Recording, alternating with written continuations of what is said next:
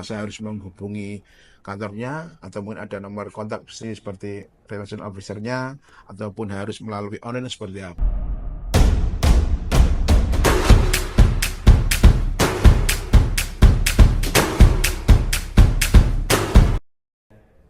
Assalamualaikum warahmatullahi wabarakatuh. Halo, selamat datang kembali di podcast JKN Talks with KC Tegal episode 2. Nah, kali ini kita akan membahas topik yang sangat penting, khususnya bagi pemilik badan usaha atau perusahaan. Apa itu? Ya, kita akan membahas tentang alur administrasi jaminan kesehatan nasional bagi badan usaha. Nah, kali ini kita akan sudah ditemani oleh seorang narasumber staff relationship officer yang sudah sangat pro di bidangnya. Ya, bersama saya sudah hadir Bapak Adi Susilo, staff relationship officer BPJS Kesehatan Kantor Cabang Tegal. Selamat datang Pak Adi Susilo. Selamat siang Mbak Dwita. Oke, tampak ceria sekali ya Pak di hari Jumat. Alhamdulillah ceria sekali Mbak, karena hari ini besokan sudah libur ya. Oh, Weekend ya. libur ya. Tentu saja pastinya Pak Adi Susilo ini sudah nggak asing lagi di kalangan badan usaha semua di wilayah kantor cabang Tegal. Betul ya Pak ya? Insya Allah seperti itu Mbak Dwita. Oke, di episode 2 kali ini Pak, JKN Talks with KC Tegal ini ingin membahas tentang iuran atau kepesertaan jaminan kesehatan nasional khususnya untuk segmen pekerja penerima upah dari badan usaha. Nah, seperti kita ketahui bahwa JKN tidak hanya wajib bagi seluruh warga masyarakat Indonesia, tapi juga wajib juga termasuk di dalamnya adalah para pekerja. Nah, mungkin untuk teman-teman, untuk Sobat Jakwire JKN semua yang masih bingung, khususnya para pekerja, nah kita langsung saja tanya, kupas, dan gali informasi lebih dalam lagi bersama narasumber kita kali ini. Nah, untuk Pak Adi Susilo nih, Pak Adi, kenapa sih JKN penting untuk badan usaha? Oke, terima kasih Mbak Dwita. Jadi merujuk pada Undang-Undang Nomor 24 Tahun 2011 tentang BPJS Kesehatan, yaitu di pasal 1 ayat 4. Tadi Mbak Dwita menyampaikan perlu mendaftar ya. Jadi nggak hanya warga negara Indonesia saja yang perlu mendaftar. Warga negara asing di dalam pasal 1 ayat 14 pun setiap orang, termasuk orang asing yang bekerja paling singkat 6 bulan di Indonesia, itu juga wajib didaftarkan sebagai peserta BPJS Kesehatan. Sedangkan di Perpres 82 pasal 13, pemberi kerja wajib mendaftarkan dirinya dan pekerjanya sebagai peserta jaminan kesehatan kepada BPJS Kesehatan dengan membayar iuran. Di ayat 2, dalam hal pemberi kerja secara nyata tidak mendaftarkan pekerjanya kepada BPJS Kesehatan, pekerja yang bersangkutan berhak mendaftarkan dirinya sebagai peserta jaminan kesehatan. Untuk pendaftaran oleh pemberi kerja sebagaimana dimaksud pada ayat 2 dilakukan dengan cara melampirkan dokumen-dokumen yang membuktikan status ketenagakerjaan. Jadi kenapa pekerja wajib mendaftarkan pekerjanya kepada BPJS Kesehatan? Jadi di satu sisi selain di Perpres 82 dan di Undang-Undang 24 tadi saya sampaikan, di situ nanti kita kalau sudah mendaftarkan diri kepada sebagai peserta, tentunya pekerja itu sudah terpayung dalam artian tercover ya, tercover oleh jaminan kesehatan yaitu BPJS Kesehatan, di mana nanti peserta apabila dia sakit di vaskes tingkat pertama maupun vaskes tingkat lanjutan tentunya bisa mendapatkan atau mendapat jaminan dari BPJS Kesehatan. Seperti itu Mbak Dwita. Dan tidak menutup kemungkinan karena tadi suatu kewajiban oleh pemberi kerja untuk mendaftarkan pekerjanya, tentu nanti pemberi kerja tidak akan ada yang jauh istilahnya sanksi-sanksi yang akan kita terapkan, karena kita di satu sisi mendapatkan amanah dari pemerintah untuk melakukan pemeriksaan dan pengawasan kepada badan usaha baik yang sudah mendaftar ke BPJS Kesehatan maupun yang belum mendaftar ke BPJS Kesehatan. Oh, berarti memang semua itu diwajibkan ya Pak ya. Tadi termasuk warga negara asing bahkan yang bekerja kurang lebih 6 bulan di Betul Indonesia. sekali Mbak Dwita. Tapi memang banyak Pak WNA yang ada di wilayah Tegal sendiri. Jadi untuk wilayah kantor cabang Tegal sendiri itu kan meliputi Kabupaten Brebes, Kabupaten Tegal dan Kota Tegal. Sampai saat ini untuk WNA sudah cukup banyak ya, karena perusahaan-perusahaan saat ini ya itu perusahaan yang istilahnya sudah kelas internasional. Jadi tidak menutup kemungkinan mereka juga mempekerjakan warga negara asing di mana sebagai istilahnya sebagai SDM dari perusahaan-perusahaan tersebut. Jadi memang kita sudah berkoordinasi kepada Dinas Tenaga Kerja terkait dengan kewajiban mereka untuk melakukan atau mendaftarkan pekerja asingnya kepada BPJS Kesehatan. Gitu ya Pak ya. Ya, Jadi memang untuk di wilayah Tegal sendiri ini memang perekonomiannya juga sudah pesat ya Pak ya, betul termasuk sekali, Ki. badan usaha dan Karena UAN. di satu sisi dari wilayah Kalimantan Tengah sendiri, selain UMK-nya masih terjangkau oleh investor-investor ya, dibandingkan dengan perusahaan-perusahaan yang notabene dulunya ada di Tangerang, Serang, Banten, Bekasi ya, di mana mereka pemberi kerja atau perusahaan itu bisa merekrut satu orang dengan UMK yang ada di domisili tersebut, dalam artian lebih tinggi apabila diaplikan di wilayah Kalimantan Tegal itu bisa itu membayar dua pekerja. Satu sisi bisa mendapatkan istilahnya hasil yang mungkin yang lebih banyak daripada satu pekerja dibanding dengan teman-teman tadi. Mhm. Seperti itu. Oke Pak, oke, kembali flashback ke belakang dulu Pak. Tadi kita belum bahas nih, Bapak Adi Susilo ini kan seorang relationship officer. Betul sekali, Nah, Mbak Gita. seperti apa sih Pak hubungan relationship officer ini dengan badan usaha?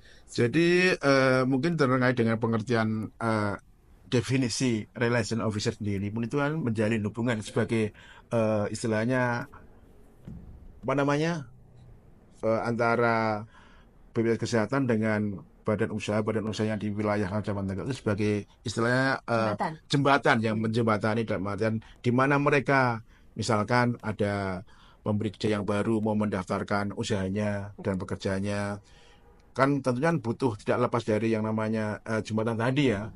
Bagaimana sih biar saya bisa mendapatkan bisa mendaftarkan usaha saya, apa saya harus menghubungi kantornya atau mungkin ada nomor kontak seperti relation officer-nya ataupun harus melalui online seperti apa. Nah kebetulan saya ini dapat amanah bersama 6 teman saya yang ada di wilayah Kecamatan Tegal untuk menjalin hubungan atau sebagai yang menjembatani terkait dengan pendaftaran badan usaha untuk mendaftarkan pekerjaan tadi. Oke, berarti di wilayah kantor cabang Tegal sendiri ada 6 ya Pak ya? Betul 6 sekali, Mbak Dwi. relationship officer untuk Ya, membantu badan usaha mendaftarkan pekerjanya ya. ya, Nah, betul. kalau kita tadi sudah membahas alasan pentingnya JKN untuk peserta badan usaha, nah sekarang langkah-langkah administrasinya itu seperti apa Pak untuk badan usaha mendaftarkan JKN ini? Oke, terima kasih. Jadi sebenarnya kita dimulai dari tahun 2014 yang notabene dulu itu waktu itu kan masih transformasi ya istilahnya ya.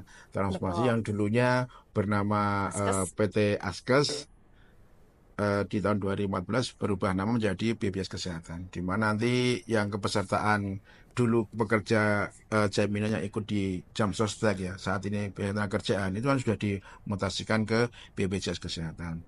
Sebenarnya untuk persyaratan administrasinya sangat mudah sekali. Di satu sisi kita sudah banyak kanal-kanal ya yang kita gunakan. Waktu di tahun 2014 kita masih menggunakan yang namanya pendaftaran masih secara manual ya dari badan usaha tadi ya. Mereka melampirkan nomor izin berusaha, ada NPWP juga. NPWP nanti dilampiri dengan data-data pekerjanya ya, tentunya dari pekerja yang ada di perusahaan tersebut ya. Setelah itu nanti ada form registrasi, di mana form registrasi tadi sudah kita siapkan.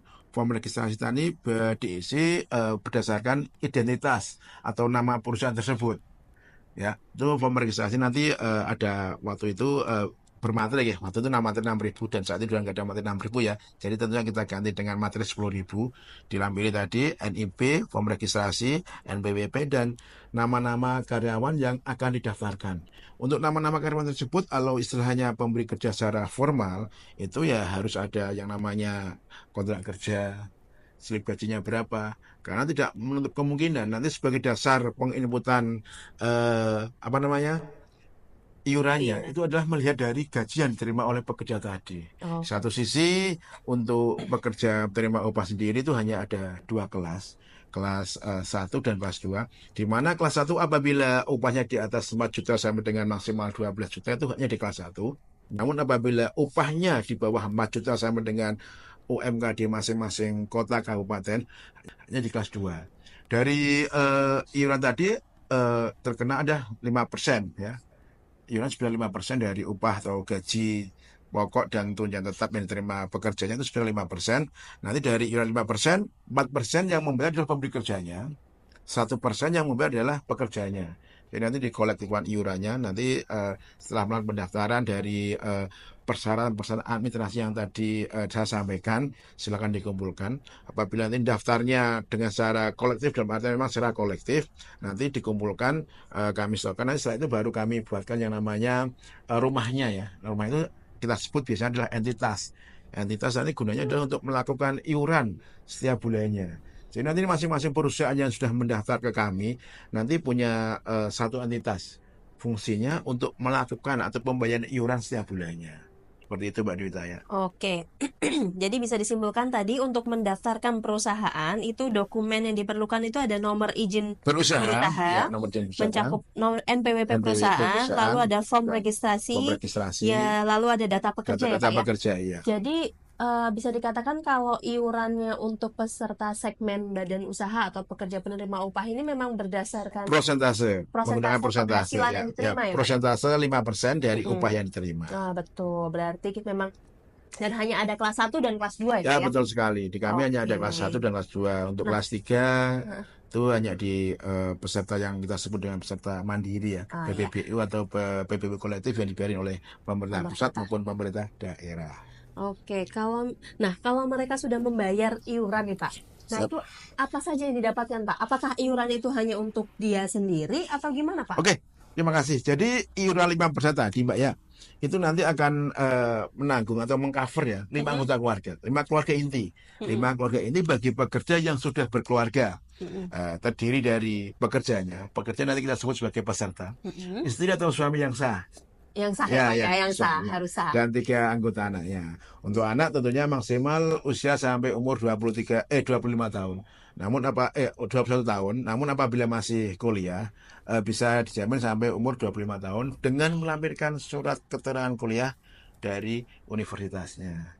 Jadi nanti setiap tahun apabila masih kuliah ya, karena tadi saya sampaikan dijamin sampai umur 25 tahun, apabila masih kuliah silahkan nanti setiap tahun bisa melampirkan surat keterangan kuliah untuk perpanjangan kepesertaan bagi anak tersebut. Oke, tadi kan dibilangnya 5 orang anggota keluarga ya Pak? Ini anak tetangga boleh nggak Pak? Nggak bisa Mbak Dila. Dengan keluarga inti berarti dari pekerja. Harus yang inti dari pekerja itu ya. Terus tadi misalkan tadi kan anak kuliah. Kalau dia sudah menikah tapi masih kuliah gimana Pak? Oh nggak bisa Mbak. Kalau sudah menikah berarti tentunya sudah nggak menjadi tanggungan orang tua. Oh gitu. Baik, berarti bisa disimpulkan 5 orang anggota keluarga ini dari iuran 5% tadi itu untuk pesertanya suami atau istri yang sah, dan 3 orang anak di bawah usia 21 tahun.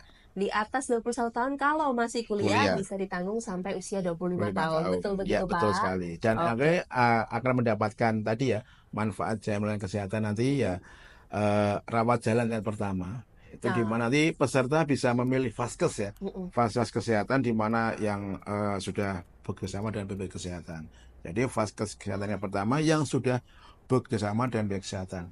Satu sisi nanti apabila vaskes pertama tadi tentunya akan mendapatkan yang namanya fasilitas kesehatan tingkat lanjutan, yaitu rumah sakit yang sudah bekerjasama dengan BPJS Kesehatan. Tentunya nanti apabila rawat inap sesuai dengan haknya. Tadi saya sampaikan apabila upahnya di bawah 4 juta sampai dengan UMK, haknya di kelas 2. Namun apabila gaji pokok dan tunjangan tetapnya di atas 4 juta sampai dengan maksimal 12 juta, haknya di kelas 1. Kenapa kita ada maksimal pembatasannya? Jadi apabila ada perusahaan ya, notabene mungkin seperti upahnya di atas 12 juta, 13 juta atau 14 juta atau 50 juta, kita pembatasan maksimal iuran pemotongan setiap bulannya adalah di angka 12 juta. Jadi bukan 13 jutanya 5%, bukan 5% dari 13 juta itu bukan. Tapi maksimal dari angka 12 juta. Berarti untuk batas tertinggi tertinggi ya upah yang yang dilaporkan ke dilaporkan kita adalah 12 juta. 12 Di juta. atas itu sudah Pemotongannya adalah di angka untuk 12 ya juta. untuk dasar pemotongan Iya, iurannya ya betul Pak ya. sekali. Oke Pak, selama ini nih Pak, selama Pak Boleh. Adi Susilo menjabat sebagai RO, ini apa sih tantangannya dari segmen badan usaha ini yang paling berkesan gitu? Siap. Terima kasih. Jadi terkait dengan tantangan sebenarnya kita sebenarnya itu sudah ada aturannya. Sebenarnya kita kerja itu sudah ada aturan, sudah ada regulasinya. Sebenarnya itu ya bukan sebagai yang begitu berat banget. Kita kan menyampaikan kepada pemberi kerja, ya kan, apabila memang belum mendaftarkan silahkan ya untuk didaftarkan karena itu wajib. Cuma kendalanya itu ada yang saat ini mungkin dari pemberi kerja yang mohon maaf ya notabene mempekerjakan namun iurannya atau upah dari teman-teman pekerja itu masih jauh banget di bawah UMK kota kabupaten. Mohon maaf yang istilahnya nyon sewu yang dari lembaga, yayasan, sekolah-sekolahan notabene itu gajinya masih jauh di atas UMK. Di bawah. Padahal masih jauh di bawah UMK. Padahal sebagai dasar iuran paling rendah kan di UMK masing-masing kota kabupaten. Walaupun gajinya di bawah UMK, nanti kita ya sebagai patokan iuran ya UMK kabupatennya. Padahal notabene gajinya itu jauh banget di bawah UMK. Satu sisi kan di situ ada amanah tadi ya, 4% ditanggung oleh pemberi kerja, 1% ditanggung oleh pekerjanya. Loh, gaji yang misalkan contoh honor sebesar 300.000 aja ya, dipotong 1% dari pekerjanya. Kalau kita misalkan pekerja di Kota Tegal ya, dengan UMK saat ini 2.200.000-an ya, kita 1% aja sudah di angka 22.000 untuk pekerjanya. Jadi ya kendalanya terkait dengan upah bagi teman-teman pekerja yang masih di bawah UMK memang saat ini memang masih ada yang belum didaftarkan oleh pemberi kerjanya. Oke, jadi itu ya Pak ya. Memang mungkin masih ada yang belum Ya.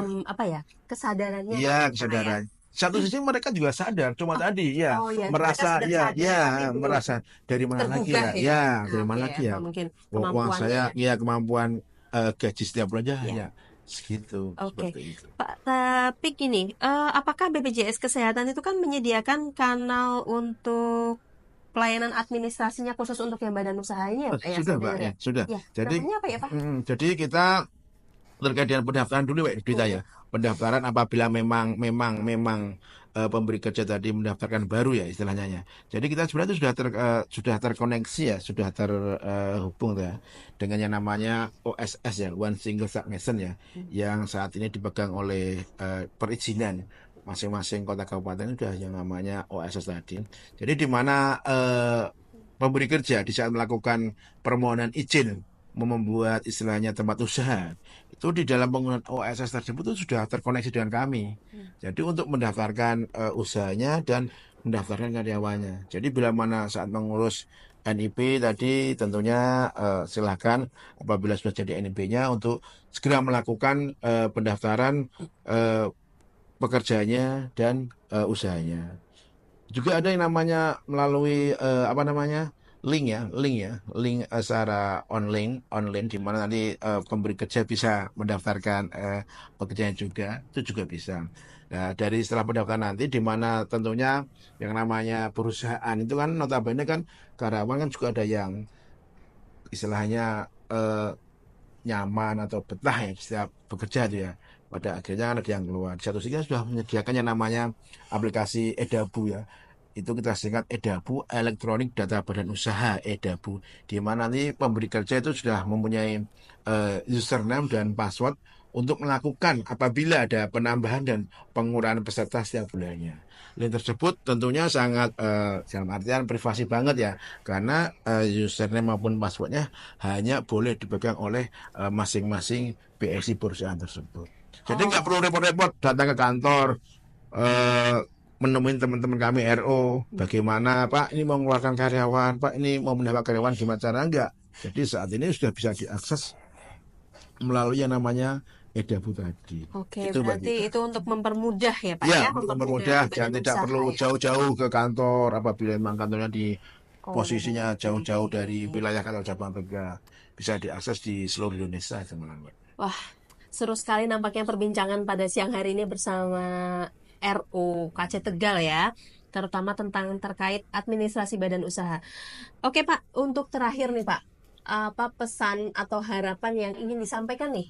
Atau mungkin mau memberi pesan kepada seluruh badan usaha untuk rame-rame mendaftar, yang mungkin ada yang belum terdaftar, lalu bisa kontak siapa nih? Siap. Jadi pesan saya nih, karena ini JKN bersifat wajib nih. Kemarin saja ini pesan secara umum. Jadi bagi warga negara Indonesia ya, warga negara Indonesia yang saat ini memang belum ber-JKN, silahkan untuk mendaftarkan kepesertaan sebagai peserta BPJS Kesehatan. Jadi kemarin terkait dengan kewajibannya sudah ada yang namanya apabila mencari SKCK Mbak ya, SKCK surat keterangan kartu kuning itu ya di kepolisian itu juga harus sudah mendaftar sebagai peserta BPJS Kesehatan. Justru juga kemarin terkait dengan pembuatan SIM juga sudah diwajibkan untuk menjadi peserta BPJS Kesehatan. Jadi masyarakat umum silahkan ya yang belum mendaftar sebagai peserta silahkan untuk mendaftar sebagai peserta melalui segmennya masing-masing. Khususnya untuk pemberi kerja ya dari segmen badan usaha, apabila saat ini belum mendaftarkan sama sekali, silahkan bisa tadi datang ke kantor ataupun membuka di link kami yang sudah kami sediakan. Nanti juga bisa datang ke mall pelayanan publik ya, yang saat ini BPJS sudah mengimplementasikan di masing-masing kota kabupaten. Jadi harapannya badan usaha yang sudah berjalan mengoperasional usahanya segera mendaftarkan. Jangan sampai nanti misalkan setelah kami melakukan telemarketing ya untuk mendaftarkan usahanya, badan usaha tersebut belum mau atau tidak bisa mendaftarkannya. Apabila nanti sudah berjalan, karena kami diberikan amanah terkait dengan pemeriksaan dan pengawasan kepada badan usaha yang belum mendaftarkan, jangan sampai nanti ada sanksi-sanksi yang akan kami terapkan. Untuk pendaftarannya bisa menghubungi nomor HP saya di 0812 14 29 2207. Ada juga Mas Saiful, ada juga Mbak Ike, ada Mas Esa, ada Mbak Nadia, ada Mbak Robi. Untuk nomornya bisa saya sampaikan satu Oke Pak, persatu ya. oh nggak usah Pak. Mungkin nanti bisa di share di podcast berikutnya Oh, kayaknya bisa ya. sekali, Kayaknya bisa ini ada sekali, bisa. banyak banget Ya, banyak ada istilah 6 yang ya. disampaikan tadi, ada mall pelayanan publik, Ya, ada SKCK, ada ya. SIM, ada telemarketing. Nah, tentunya ini pasti Siap, siap. perlu kita gali lebih dalam lagi nanti di episode berikutnya. Tapi tadi mungkin boleh disampaikan lagi sekali lagi Pak, nomor handphonenya tadi berapa Pak? Nomor HP saya di 0812 14 29 2207. Ya, Itu jangan bisa lupa. telepon reguler, bisa telepon WA juga bisa. Video call bisa Pak? Bisa sekali. Oh bisa. Oke. Ini jangan lupa untuk menghubungi Relationship Officer Kantor Cabang Tegal untuk terkait permasalahan seputar badan usaha di wilayah Cabang Tegal. Bisa menghubungi Pak Adi Susilo di 0812 14 29 2207. Wah, kayak promosi jadinya ya Pak Betul ya. sekali Mbak Iya, Rita. nggak apa. Karena ya mungkin saat ini masih ada yang istilahnya belum mendaftarkan Bahaya. usahanya. Oke. Karena keterbatasan waktu untuk podcast kali ini sepertinya sudah cukup. Nanti kita bisa menggali lebih dalam lagi di podcast-podcast berikutnya. Siap, ya, dengan senang hati Mbak Rita. Ya, terima kasih Pak Adi Susilo sudah meluangkan waktunya, suaranya juga ya Pak ya, untuk berkontribusi menjawab memberi informasi maksudnya lebih tepatnya. Oke. Terima kasih Sobat Jakwira JKN semua sudah mendengarkan JKN Talks with KC Tegal episode 2 kali ini. Jangan lupa untuk selalu patuhi peraturan dan jaga kesehatan. Sampai jumpa di episode berikutnya. Wassalamualaikum warahmatullahi wabarakatuh. Waalaikumsalam warahmatullahi wabarakatuh.